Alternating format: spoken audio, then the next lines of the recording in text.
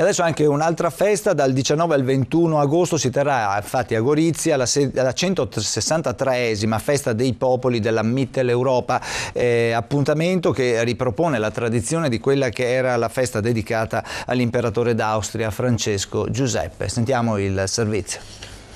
Nell'antica tradizione del genetriaco imperiale è stata presentata la 163esima festa dei popoli che da un paio d'anni si svolge a Gorizia.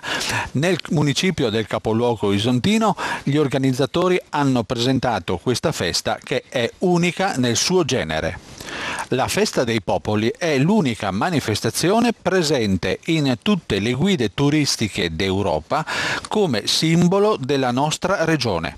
Petiziola, ancora una volta a Gorizia.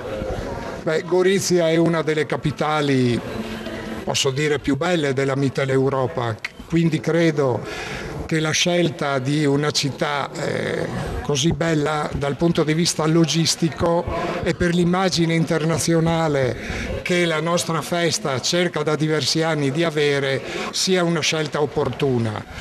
Quest'anno novità. Novità più di qualcuna, nel senso che siamo stati incoraggiati ancora di più da parte di alcuni paesi centroeuropei con un sostegno concreto alla festa e alla manifestazione.